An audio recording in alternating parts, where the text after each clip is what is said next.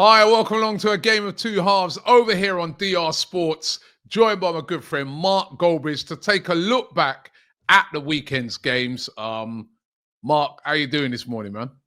I'm not too bad. I mean, obviously, you're going to be on top of the moon, aren't you, with what a fantastic result that was. Yeah. United being United. But I've got to say, all in all, I think it's like a changing of the guard. And I know Man City have lost a lot of games recently, but I think that's the most significant one because of the volume of goals, but also the Arsenal-Man City thing that's been bubbling for 2.5 years.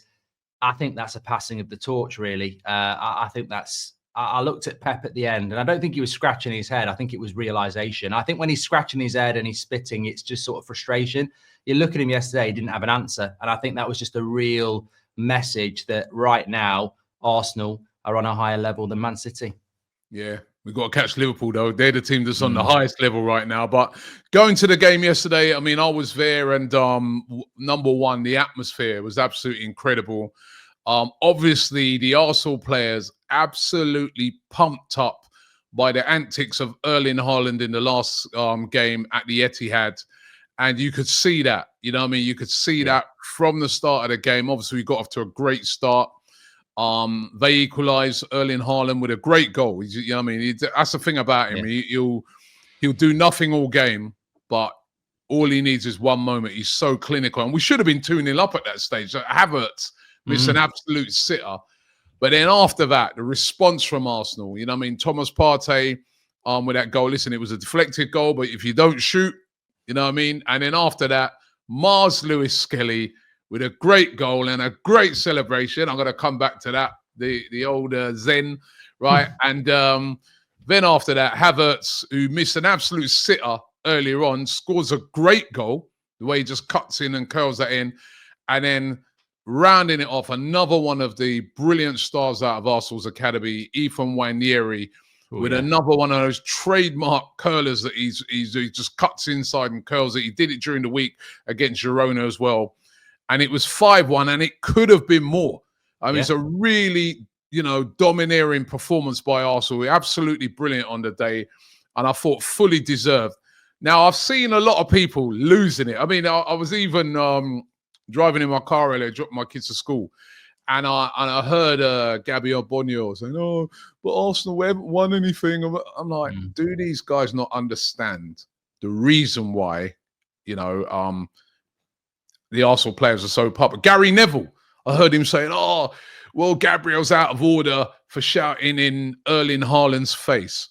Erling Haaland got what he deserved. Erling Haaland's a big boy, and in the last game, he took the ball at the end of that game. Remember, at the Etihad, the 2-2 draw, took the ball and threw it in the back of Gabriel's head. Should really have been sent off for that, right? Yeah, I agree, threw it in the back of Gabriel's head when they equalised.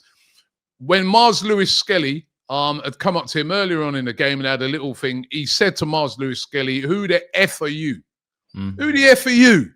As if to just like put the guy down and like, "Who are you?" Right? There was also at the end of the game, Mikel Arteta. Mikel Arteta's just coming, shaking everybody's hands. He comes tapping him in the back like he's some little idiot. "Oh, stay humble, eh? Stay humble. Stay humble." Like, bro, you ain't won the game. You got a 2-2 draw. You came back. What is it? Why are you doing that to Arteta? Gabriel Jesus comes up to him, says to him, "Yo, calm down." He starts effing and blinding at him as well, calling him a clown, a guy who used to play for Man City. Haaland got what he deserved. Those players remember that. Gabriel said after the game at the Etihad, he goes, "Don't worry, you're coming to the Emirates." And he come and he got a warm welcome, and so did all of those City's players. And I absolutely loved it. And I love this needle in football. It reminds me of back in the day, Mark, when we used to have it with you guys, Man United, Keown, Vieira, Van Nistelrooy, Roy Keane. I mean, listen, man, those were the days, man. That's what we want. People there moaning about it. Get lost. I absolutely loved it yesterday. Yeah, 100%. I mean, I think football is diluted from those days, and that's why we hark back to them. And I think, I was disappointed at the end because I was like counting down. Arsenal have won this game. The end of this game, get your cameras on Haaland because this could be interesting. And Sky, it's almost like they were like, we can't put our cameras on Haaland because, there might be something going off. And I'm like, there's nothing wrong with it going. We just had the Royal Rumble, WWE, on Saturday night. Like, this entertainment, people want this. Football has become so mercenary and, robotic. And I think that when people are doing other people's celebrations, when people are getting in people's faces, it's part of the game. They're professional footballers. They've had this on the pitch at 13, 14 when they were growing up. We see it on with our kids playing now. It's part of it. The needle, like you say, is part of it. And I said to you just before we went live, I woke up this morning, I went on Twitter, and my timeline is just full of people going, "Man, look at Arsenal, embarrassing." And I'm like, why am I getting served all this? It's a joke. Like you said, he threw the ball at Haaland. He threw the ball at Gabriel. Man City are the worst winners when they win games. A team gives them a little bit back, and everyone's going, "Oh, it's a bit over the top." Can't handle it. I thought Haaland's reaction to his equaliser was, I was saying that's a bit weird, the way he's walking to the corner with a big smug face. It's only 1-1, mate. You're about 90 points off the title. You're going out of the Champions League in a couple of weeks. He's walking to the corner like, one chance, one goal. And I thought, you're very arrogant. He's a brilliant striker, like you say. Give him the chance, but give it him back when it doesn't. Fair play, Arsenal. They're under the skin. Brilliant player. The best around. Finishing's unbelievable. Great player, but he gave it the arrogant thing. And if you can't take it, right, him, Pep, and all that. Listen, just because I've heard this thing, people saying, "Oh, they've won titles. What have you won? You should just not say anything." Nah, what are we talking about? Nah. Yeah, you won titles. That don't mean you're going to come round on Arsenal, pushing our manager around, telling him to stay humble, throwing balls in the back of people's head because you won a title. Well done. Of course you've won a title. We applaud you, right? You're a great side. But listen, if you're a team you're aspiring to get to the levels of what Man City are, you've got to be able to give it. You can't just make them come buoy you up. And that's what I loved about Arsenal yesterday. Whether it be the crowd or the players on the pitch, they're like, "Yo, you're at our place now. You tried to give it when we was at the Etihad, which you didn't win that game. You're at our place now, and we're going to give it to you." And I absolutely loved it. Loved that game yesterday. Loved all the needle. And, listen, I'm sure Erling was a big boy. He can take it. But him, Bernardo Silva, all those guys always yapping to see them humbled. That was the ironic thing. Stay humble, and they got a humbling 5-1. That was an embarrassing defeat for Pep. They got problems as well. I mean, they got a game coming up in the Champions League against Real Madrid. Very soon. If they play and defend like that, we should have had more. And I think as well, I mean, obviously you're coming at it from a very happy Arsenal point of view, and why shouldn't you? But from a perspective of looking at it from the outside in, Man City talking about trebles and trophies is the same as you talking about invincibles and us talking about trebles. It's in the past. It might be the recent past, but it's the past. And I think if you're looking at it from an analogy point of view, the lion that's in charge, they ain't always in charge. They get moved aside. And I think that's what happened yesterday. I think, look, the new batch, the new lion who's moving the old lion aside, Arsenal have got to go out there and now start winning things. I think that's the thing for Arsenal. Yep. Now they have got to do that. But nobody can push that under the carpet. It's 5-1 against Man City, and it's an absolute spanking. One chance, one goal for Haaland. And Raya made a good couple of saves. I want him in my team of the week. But Arsenal responded to that at 1-1, and you thought, oh, Man City will kick on. And they went and scored 4 goals. I think that is symbolic. And obviously, Arsenal's big challenge now is Liverpool, which is why I think I still think they need a striker. I think that Havertz chance. I wasn't surprised Havertz scored the 3rd or 4th goal. That's typical Havertz, but he needs to be scoring the goal that kills the game. And but no, without Saka as well, they were brilliant, Arsenal, yesterday. Yeah, no, great performance.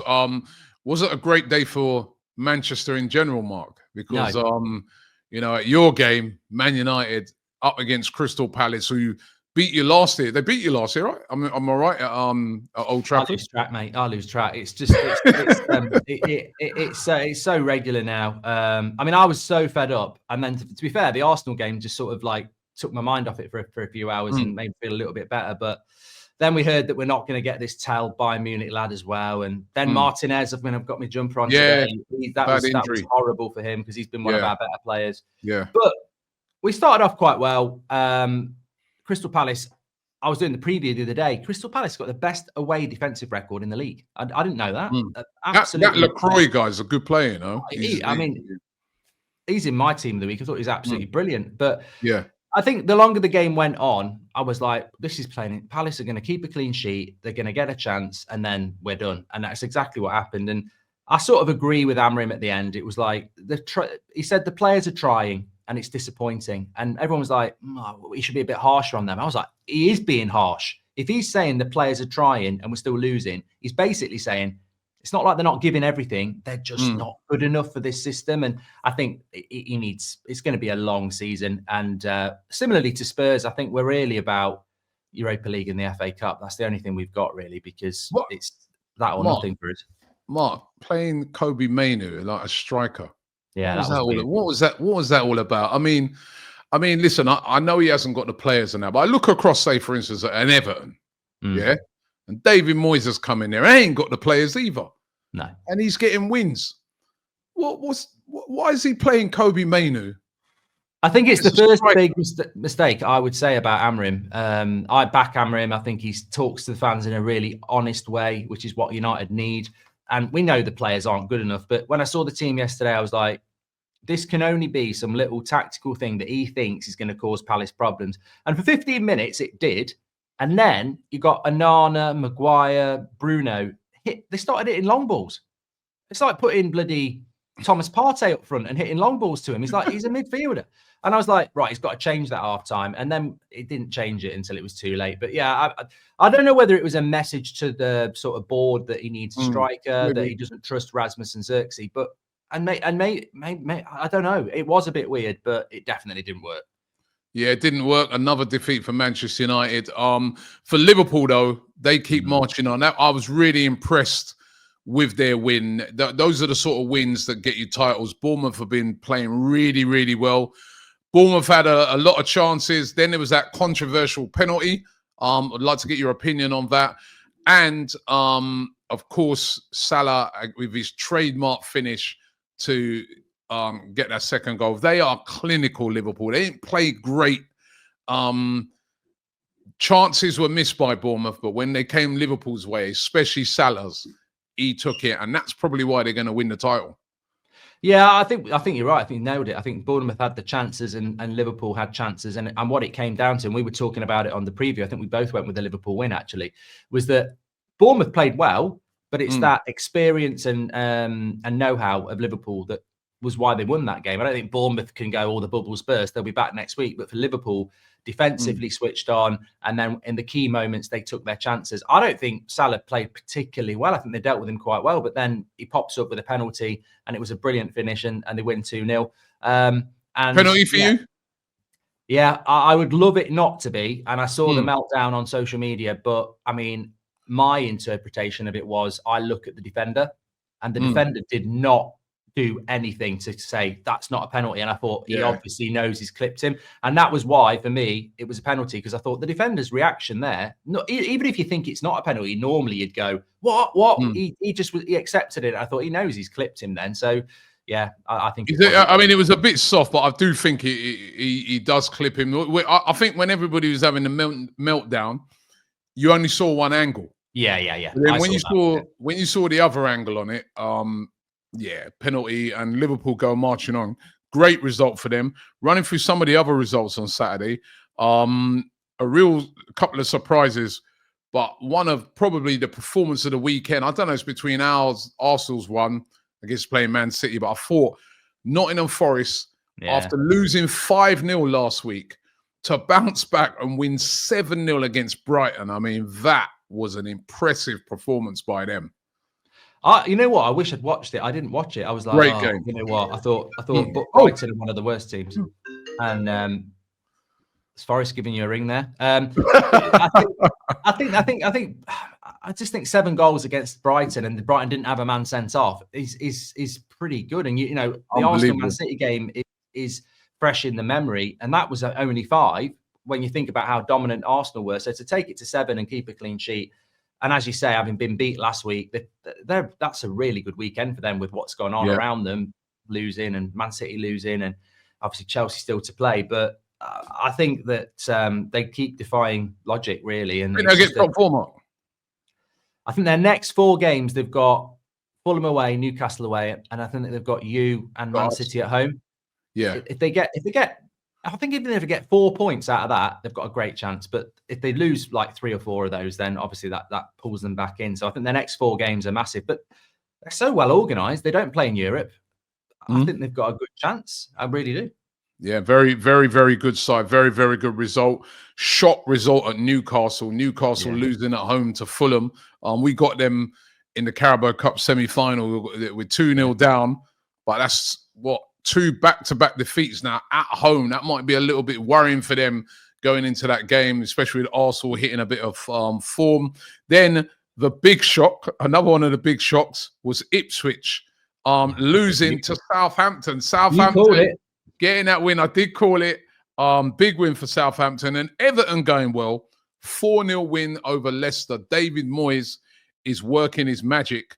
And this next game, Wolves beating Aston Villa by 2-0. Now, I don't know if you saw the controversial VAR decision. I thought yet another horrendous VAR decision in that game when Villa's equaliser was ruled out. What did you make of that?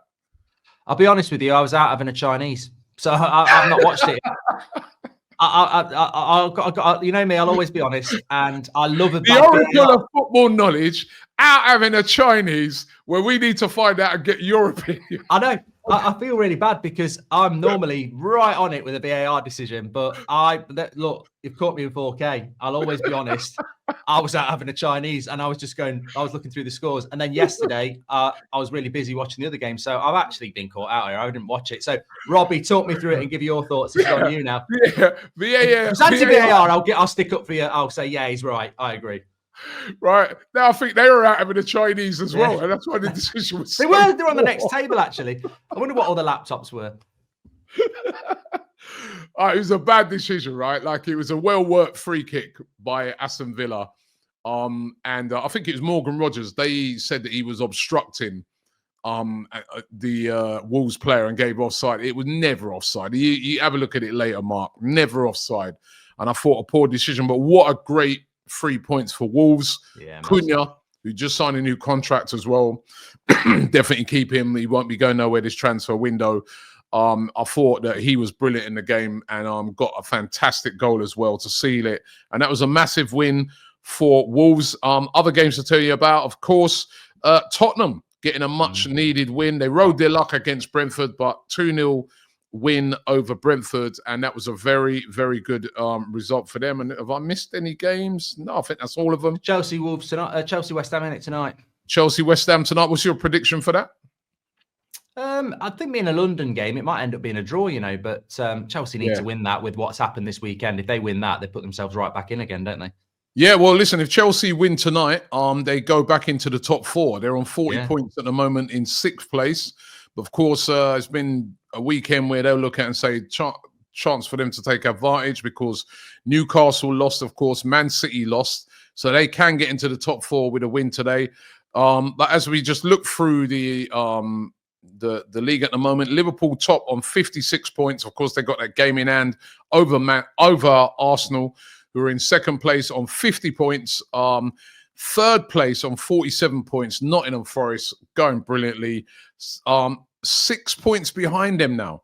Manchester City on 41. Newcastle on 41 in 5th place. Remember, 5th place looks like it's definitely going to get you Champions League positions this year. And in 6th place, currently Chelsea, but they've got that game tonight. 7th place is Bournemouth. Villa dropped to 8th on 37 points. That's quite a bad defeat for them. At the bottom of the table, it's Southampton on 9 points now. Win for them. Ipswich on 16. Leicester, who are woeful, on 17. And Wolves, 19 points. A big win for them. Everton really moving away now from the relegation zone on 26 points. They starting to look pretty safe. Time to get into our team of the week, Mark. Yeah, well, we've got a lot of different ones this week. Yep. All right. Well, let's start off with goalkeeper. I heard you saying earlier that you've gone for David Raya. I've gone for him as well. I thought he was absolutely brilliant yesterday. That save he made from that corner where the point blank one, that was brilliant. Yeah, I think he made 2 big saves at big times when that could have changed the course of the game, and that's what you want from a big goalkeeper. And I was saying yesterday as well, it makes me laugh. We get it a lot with United. We buy De Ligt, he never gets any credit because they're thinking about Maguire's place in the England team. We've just bought Dorgu, and you've got Merson and Sky Cabe going on about, I don't know why they bought him because they're thinking about Luke Shaw. And the same thing happened with Raya. Oh, Ramsdale's place in the England squad. No one talks about it now. He's been absolutely brilliant. Distribution, makes big saves. Yeah, definitely. Yeah. 100%. Right back. Who'd you go for there? Well, I'll probably go with yours because this is the place I struggled with and the only one I could find. I was going to put Spence there, but he played left back, didn't he? So I could just put Porro there, but I think you're right with the Forest lad, really. I went with Aina. I thought he was brilliant in the game for Nottingham Forest. He was really, really good. On left back, I've gone with Lewis Skelly. Sorry, I've got to jump in there. Yeah. Lewis Skelly scored his first ever goal for Arsenal. I thought in defence for an 18-year-old, he was absolutely brilliant, confident, doesn't just hoof the ball, got a load of strength. And the fact that Mikel Arteta selecting him above Calafiori for the game shows you how much he trusts him. I thought he was brilliant. Yeah, I've just gone up with a couple of, but I do agree, but I just went with a couple of alternates. I thought Anthony Robinson was very good for Fulham again. And also Spence was very good for Spurs yesterday. So, but I think the volume of the game, like you say, the age, I mean, Michael Oliver tried to keep him out of this game as well. Imagine. Exactly. That's what the game's been banned for. Maybe he knew. I don't know. But yeah, we'll go Lewis Skelly with that. All right, Lewis Skelly. Centre-backs, who did you go for? Well, I went for Lacroix at Palace. I thought he played very, very well. He was great. But the one I really thought, again, was the lad at Forest who just impresses me all the time, Morello. I think he's just so good. Forest might be in the Champions League, so he might not need to move, but he's a player that I think is just so good. And that Milenkovic is good as well, but I went for those two. I've gone for a different two. I went for Agbadu at Wolves. You wouldn't have seen him because he was having your Chinese, but I'll tell you, he was good against you. I called him out last week, didn't I? He had another good performance. He's some player. I'll tell you what, he's looking really, really good. He was solid.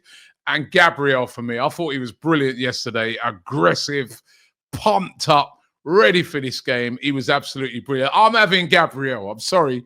I'm having Gabriel in this. You can give us the other name of the person that you want to put in. Well, I was going to say, I can't really argue about Gabriel because, again, you're up against the best striker in the world. And funnily enough, it was when Saliba was dealing with Haaland that happened. And I thought, if Gabriel had been with him, I don't think it would. Yeah. So, let's go Gabriel. And I think I'd throw in Murillo just because I just think he's... Gabriel and Murillo will go then. Midfield. Do you want my three first? I'll give you my three. Yeah. I went with Thomas Partey, who I thought was my man of the match for Arsenal yesterday. He was like, I was saying he's like Patrick Mahomes for the Kansas City Chiefs. He was a quarterback. He just controlled the game, got that. It was a deflected goal, but scored that. Run the midfield, was spraying the ball over the place, intercepting, tackling, just all round for a defensive midfielder. I thought he was brilliant. Morgan Gibbs-White for Forest. I thought he had an outstanding performance. Scored. He was everywhere. He was fantastic. And Cunha, I thought was brilliant for Wolves as well. So those are my three. Yeah, I've got Cunha at Wolves. Just a notable shout out to Ndia. I really like him at Everton, and he had another good game for them. But I've got Declan Rice in. I thought, he was good as well. Declan Rice was absolutely flawless, and I agree with Partey. I mean, for me, it's between Rice and Gibbs-White, and I think again the enormity of that game and the message it sent. And look, Forest beating Brighton was 7-0 was great, but I find it really hard not to put Declan Rice in. I really do. I think he was so good in that game yesterday. Much as I'd like to put loads of Arsenal players in there, but let's for balance put, say, Partey, Gibbs-White, and Cunha. Okay, you good with that? All right, I think it's harsh on Rice, but yeah. Yeah, he is harsh on Rice, but he was brilliant. But I thought Gibbs-White was outstanding. Forwards now, front three. I massively disagree with one of yours. Read them out. All right, I've gone. Well, actually, disagree with two. Actually, okay, I've gone with Salah. Yeah. I've gone with Chris Wood. I thought, a hat trick, brilliant. This guy is rolling back the years, and maybe this is the one you disagree with, Mateta at Palace. To go to Old Trafford, score twice. He's got to be in there, isn't it? I thought maybe Beto Everton did well as well, but I thought in context, doing out at Old Trafford, Mateta. Well, I watched all of the. Well, I didn't. The Wood one, Forest. I agree. I watched the Bournemouth Liverpool game, and I thought Salah was not very good until the goal. And I watched the Palace game, and I thought Mateta was. Oh, he scored a couple of tap-ins really. Whereas isn't that what makes you a top striker though? That when those key moments come. Yeah, that's why I moan about Havertz sometimes. I'm like, you've had a great game sometimes. I thought he played brilliantly yesterday, but you should have had more goals. I just think for balance, it's got to be Wood or Mateta, and I would go Wood. And then I've got Anthony Elanga, who I thought was amazing for Forest. And then for me, I got it wrong. I said I said Ndia. I meant Bellegarde. I've got Ndia of Everton. I thought he had a brilliant game, so I would have gone Wood, Elanga, Ndia. I didn't think Salah played that well. He's world class, and it's a great goal. But I thought Bournemouth dealt with him quite well. And I don't agree with Mateta. Oh, I think Elanga's got to be in there. I thought he played 7 goals as well. I know he didn't score all 7, but I think he had a hat trick of assists. You've got to have Salah in there. I mean, those. Well, let's go Wood, Elanga, and Salah then. All right, let's go Salah, Wood, and Elanga. Yeah, all right. Yeah. Palace fans are going to be on you. They're going to say that he's only. They've had 3 points. They can have 3. They've got 3 points. That's it. I tried to get LaCroix in, and Robbie shot me down. So yeah, you have it. Palace fans are going to be saying, you was actually having a curry. During the United game. I definitely wasn't. They can watch the watch along on that one. Anyway, listen, Mark, thank you very much, mate. It's been a good weekend for me. Maybe not so much for you, but it was a great weekend of football. Great weekend of football. And of course, we'll be back on Friday looking ahead to the games at the weekend. You know what, Mark? I've got no game to look ahead to because Arsenal are out of the FA Cup, right? Yeah. So, I'm going to be able to just kick back like this and just make my predictions and see what happens. You know what I mean? Who've you guys got in the FA Cup? Got Leicester on Friday night. Oh, it's a Friday night, so we'll even miss that one. So we won't miss that because we're doing it on Friday. Yeah. Okay, it's on Friday. Yeah, I don't know. There might even be Thursday games. I don't know.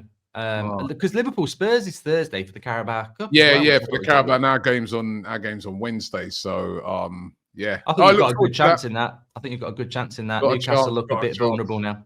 Got a chance. It's tough ask, but got a chance. Well, listen, we'll be back on Mark's channel. That's football on Friday. We'll be taking a look at the weekend's games, big FA Cup games, some really good ones as well. Not like the first round where I thought there was only really one good game, which was the Arsenal United one. But this one, there's a few good ones with a bit of jeopardy in it. So we look forward to that. Yep. So, Mark, thank you very much. And I look forward to being over on your channel on Friday. Thanks very much, guys, for watching. And we'll be back then.